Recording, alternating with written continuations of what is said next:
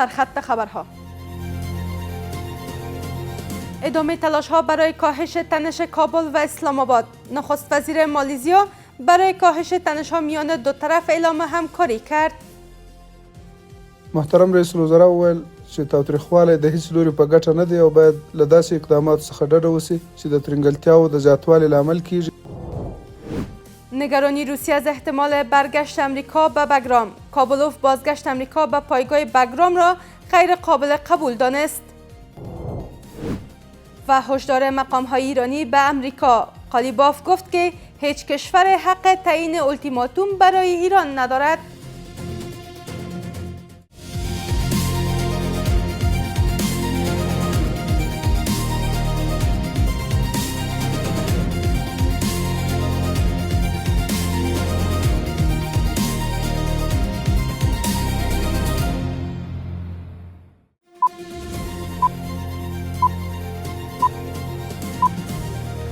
سلام، وقت شما بخیر. به مجموعه خبری این ساعت از میز خبر آفاق با منایش نیازی خوش آمدید. امروز جمعه 7 حمل 1405 هجری خورشیدی است که برابر میشد با 27 مارس 2026 میلادی.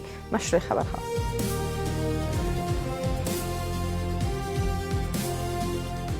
به دنبال تلاش کشورها برای میانجیگری میان کابل و اسلام آباد، نخست وزیر مالزیا بر آمادگی کشورش به همکاری در کاهش تنش‌ها میان افغانستان و پاکستان خبر داد. در همین حال رئیس الوزراء امارت اسلامی بار دیگر بر حل تنش‌ها بین کابل و اسلام آباد از راه گفتگو تاکید کرد. گزارش از نسترن امیری. به دنبال برقراری روابط و تماس‌های تلفنی مقامات ارشد امارت اسلامی با مقام‌های کشورهای مختلف، محمد حسن آخوند رئیس الوزراء کشور در گفتگوی تلفنی با انور ابراهیم نخست وزیر مالزیا بار دیگر بر حل تنش‌ها بین کابل و اسلام آباد از راه گفتگو تاکید کرد. در این تماس نخست وزیر مالزیا با ابراز نگرانی از وضعیت قانونی بین افغانستان و پاکستان آمادگی کشورش را برای همکاری در کاهش تنش‌ها میان دو طرف اعلام کرد. محترم رئیس الوزرا وویل چې تاوتریخوالی د هیڅ لوري په ګټه نه دی او باید له داسې اقداماتو څخه ډډه وشي چې د ترنګلتیاو د زیاتوالي لامل کیږي او د ستونزو د حل لپاره باید له حکمت او عقلانیت څخه کار واخیستل شي. همزمان با پایان آتش بس موقت میان کابل و اسلام آباد، پاکستان بار دیگر از سرگیری درگیری ها و حملات نظامی در خاک افغانستان خبر داد. طاهر حسین اندرابی سخنگوی وزارت خارجه پاکستان در نشست خبری اعلام کرد که حملات علیه اهداف در خاک افغانستان از سر گرفته شده و این عملیات ها دقیق و هدفمند هستند. به گفته او این حملات پناهگاه های گروه های مسلح را هدف قرار می دهد. In deference to the Eid al-Fitr celebrations با احترام به عید فطر و در پاسخ به درخواست کشورهای اسلامی برادر، یک وقفه موقت در این دوره رعایت شد. این وقفه در نیمه شب بین 23 و 24 مارس به پایان رسید. بنابراین عملیات تحت عنوان غصب الحق کنون تا زمان دستیابی به اهداف ادامه خواهد داشت. سخنگوی وزارت خارجه پاکستان در بخش از سخنانش گفت که کشورش خواستار درگیری نظامی نیست، بلکه به دنبال صلح و ثبات است. اما از امارت اسلامی افغانستان خواست تعهد بدهد که از خاک این کشور علیه پاکستان استفاده نخواهد شد. در همین پیوند کارشناسان میگویند که پاکستان اراده واقعی برای حل مشکل ندارد و بیشتر در چارچوب پروژه های بیرونی عمل میکند. پاکستان اراده آتش بس و یا حل مشکل ندارد، چون او پروژه دارد از کشورهای غربی و مجبور است که این منطقه را به ثبات بسازد و با عملات خود ادامه میده و کشورهای میانجیگری هم که خودش تعلقات با امریکا دارن از این مسائل میفهمن، صرف آدرس‌ها را تغییر و تبدیل میسازه و موضوع را در فکر دیگر طرف میبره. تا شانگهای میفهمه که اسلام آباد اراده سیاسی نداره.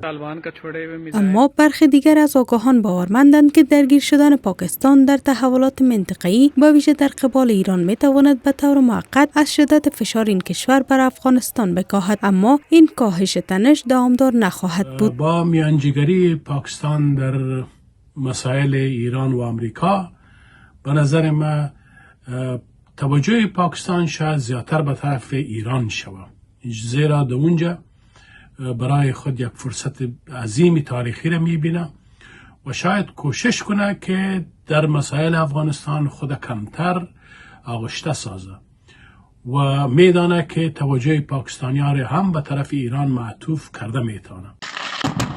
همچنین سخنگوی قلوردوی 201 خالد بن ولید اعلام کرده که 2 پاسگاه مربوط به نظامیان پاکستان در ولایت‌های کنر و نورستان هدف قرار گرفته و تخریب شدند. گفتنی است که ادامه تنش میان افغانستان و پاکستان نه تنها روابط دو کشور را در مسیر تنش نگه می‌دارد، بلکه نگرانی‌ها درباره بی‌ثباتی گسترده‌تر در منطقه را نیز افزایش می‌دهد، به ویژه در شرایطی که تلاش‌های پیشین برای کاهش تنش‌ها به نتیجه پایدار نرسیده است. زمیر کابلوف، نماینده ویژه رئیس جمهور روسیه در امور افغانستان، میگوید روسیه احتمال استقرار دوباره تأسیسات نظامی آمریکا در افغانستان و همچنین بازگشت ایالات متحده به پایگاه بگرام را کاملا غیر قابل قبول می‌داند.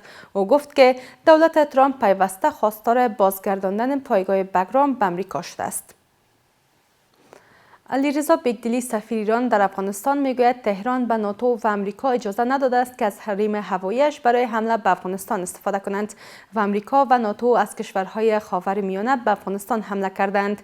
او در مصاحبه گفته است که اگر کشورهای منطقه پایگاه‌های در اختیار آمریکا و ناتو قرار ندهند، آمریکا قادر نخواهد بود از واشنگتن و نیویورک به کشورهای منطقه حمله کنند. در سالهایی که آمریکایی‌ها در افغانستان حضور داشتند، بارها مراجعه ناتو یا به هر حال رابطه‌های اینها رو داشتیم که حداقل اجازه بدید ما از هوای ایران برای رسیدن به افغانستان استفاده کنیم و ما اجازه ندادیم. یعنی ما کاملا اونها رو در یک محیط بسته‌ای قرار دادیم و اینها در واقع دچار یک آزار فوق‌العاده زیادی شدن بابت اینکه نمیتونستن از سرزمین ما استفاده کنن علیه افغانستان. انور ابراهیم، نخست وزیر مالزی، اعلام کرد که کشورش با هماهنگی سازمان همکاری اسلامی در حال بررسی به رسمیت شناختن امارت اسلامی است. او تاکید کرد که این تصمیم بر پایه عدالت، حکومت فراگیر و رعایت حقوق زنان گرفته خواهد شد. باز هم گزارش از نسترن امیری.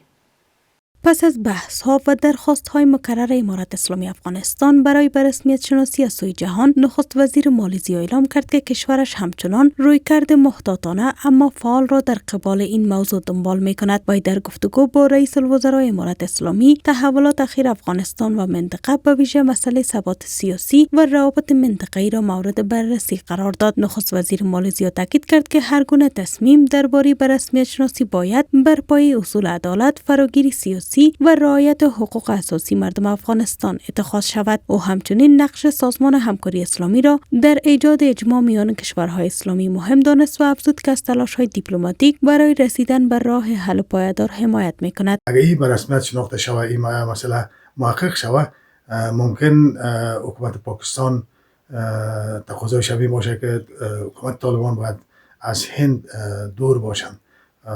در اون صورت ممکن این امر محقق شود.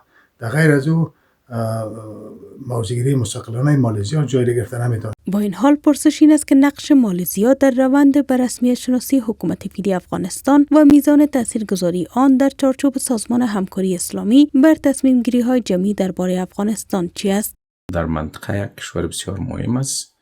به او خاطر میتونه که در به رسمیت شناختن افغانستان ای که کشورهای دیگه هم به رسمیت بشناسن و از ایالت انزوا افغانستان برای یک قدم بسیار خوب میتونه بوده.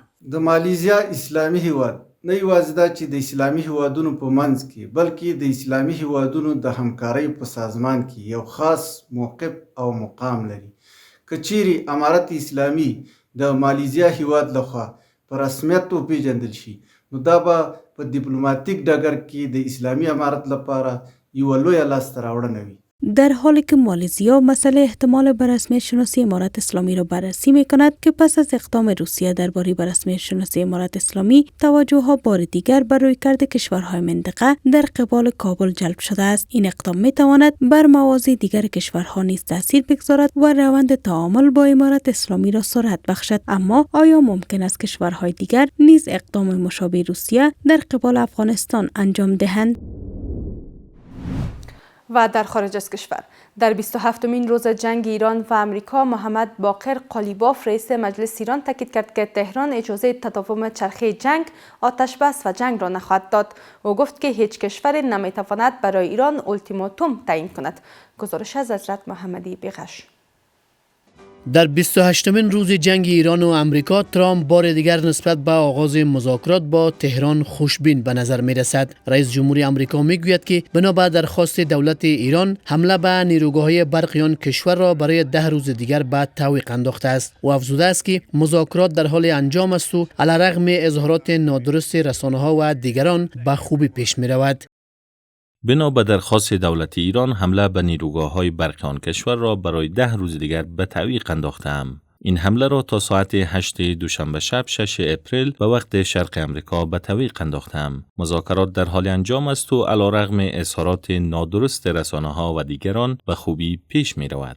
ترامپ پیش از این به ایران 48 ساعت مهلت داده بود که تنگه هرمز را بدون تهدید و به طور کامل باز کند. در غیر آن نیروگاه‌های این کشور را هدف قرار داده و نابود می‌کند. او اما دوشنبه این هفته اعلام کرد که ایالات متحده و ایران مذاکرات خوب و سازنده داشتند و به همین دلیل حمله به نیروگاه‌های برقی ایران را 5 روز بعد تعویق می‌اندازد. ایران تهدید کرده بود که اگر زیرساخت‌های انرژی این کشور هدف قرار داده شود، تأسیسات برق اسرائیل و تأسیسات نفتی در کشورهای منطقه را هدف قرار خواهد داد. در مقابل مقامات ایرانی با رد انجام مذاکرات با ایران با لحن تند و هشدارآمیز نسبت به حمله اسرائیل و امریکا به تهران سخن میزنند. محمد باقر قالیباف رئیس مجلس ایران تاکید کرد که تهران اجازه تداوم چرخه جنگ آتشبس و جنگ را نخواهد داد و گفت که هیچ کشوری نمیتواند برای ایران ضرب الاجل تعیین کند.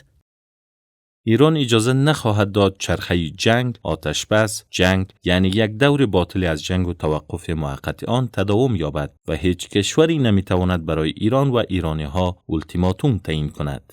همزمان عباس عراقچی وزیر خارجه ایران نیروهای آمریکایی را به پنهان شدن در هتل‌ها در سراسر منطقه متهم کرد و نوشت که نظامیان آمریکایی از آغاز جنگ پایگاه‌های خود را در کشورهای شورای همکار خلیج فارس ترک و برای حفاظت از خود به هتل‌ها و ساختمان‌های اداری رو آوردند و افزود که این نیروها از شهروندان محلی به عنوان سپر انسانی استفاده می‌کنند.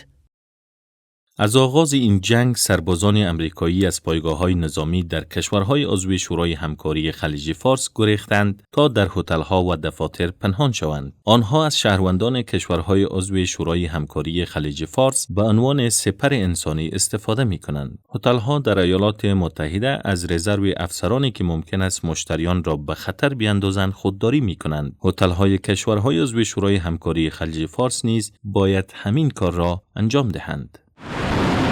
حمله مشترک اسرائیل و امریکا در ایالات متحده با مخالفت‌های به همراه شده است. حدود یک ماه پس از آغاز جنگ امریکا و اسرائیل علیه ایران، بر اساس نظرسنجی‌ها بیشتر مردم امریکا با این جنگ مخالفند و 61% از مدیریت ترامپ ناراضند. برخی جمهوری خواهان کلیدی نسبت به شفافیت دولت درباره جنگ و احتمال اعزام نیروهای زمینی ابراز نگرانی کردند.